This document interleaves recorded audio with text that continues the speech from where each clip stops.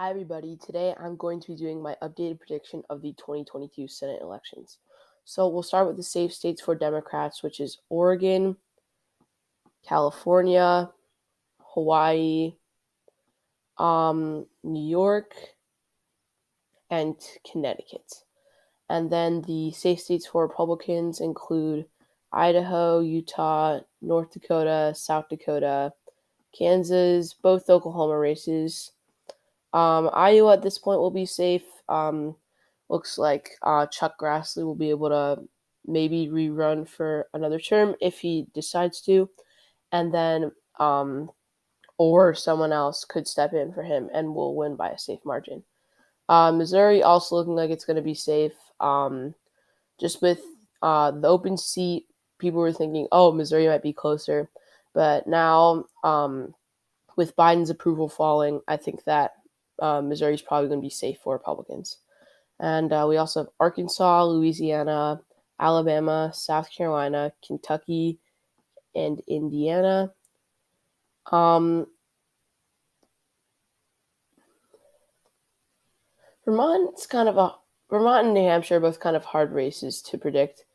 Um, Vermont, so just like a little weird with really a lot of speculation over that race, and I'm probably going to put it under safe for the Democrats for now. New Hampshire's race is like really close, so I'm going to have to get to that later. But Vermont's race probably going to be safe for Democrats, but kind of hard to tell with everything that's going on right now. And then likely states for Democrats are going to include Washington, Illinois' race. I think is going to be likely. Tammy Duckworth, very very unpopular here. She's not the best senator too, and I really don't think that she's going to be able to win her race by a safe margin. And then Maryland's race will be likely, and that's going to be all for the Democratic likely states. And then Republican likely states, Wisconsin will for sure be likely. Ron Johnson, very popular there, and since he's announced that he's rerunning, he's become more and more popular. Um, Ohio will be likely for Republicans. North Carolina and Florida. North Carolina, in the past, we've been saying, oh, it's going to be, lean for Republicans, but I think it's not going to be likely by 6 points just because North Carolina's been shifting to the right very tremendously over the past 6 years. And I think that potentially North Carolina will be likely in the Senate elections for Republicans. And then Democratic lean states, just going to be Colorado. Colorado's race, Michael Bennett's still going to win, but probably pull it off by like 2 to 3 points.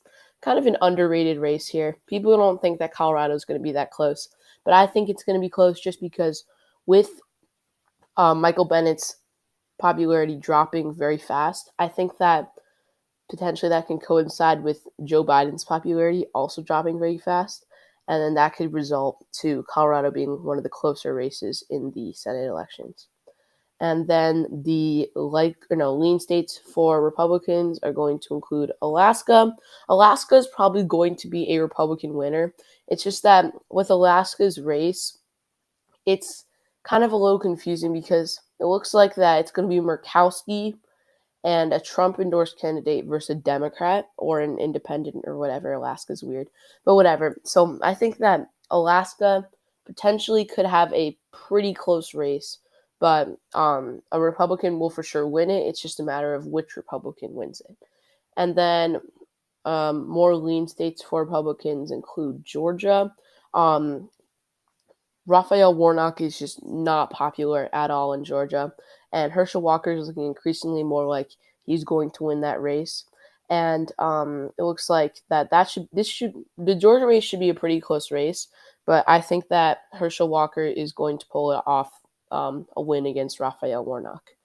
And then Arizona will also be lean. Blake Masters, very popular. Mark Kelly became super unpopular after he supported the filibuster. I think that, or no, he supported ending the filibuster. So I think that Mark Kelly will lose that race by a lean margin. And then lastly, Nevada. Really, Catherine Cortez Masto just really isn't that popular in Nevada. People think she is, but with the Latino vote in Nevada being a very, very, very high minority, like the highest minority in Nevada is the Latinos, and the Latinos are shifting way more right than they've been in the past, and they've been shifting way more right in the past 6 years. So I think that the Latinos will carry Adam Laxey over um, Catherine Cortez Masto in Nevada.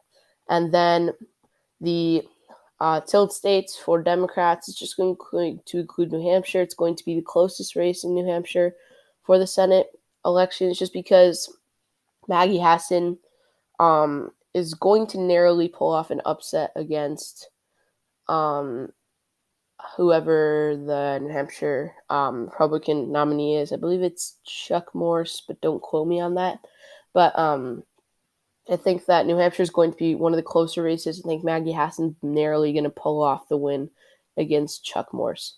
And then the tilt states for Republicans is just going to include Pennsylvania, just because Dr. Oz, he's a good candidate. Trump endorsed. He's gonna win, but they're having some clashes on the campaign trail right now, and it should be interesting to watch the campaign trail because this race especially might change to lean Republican.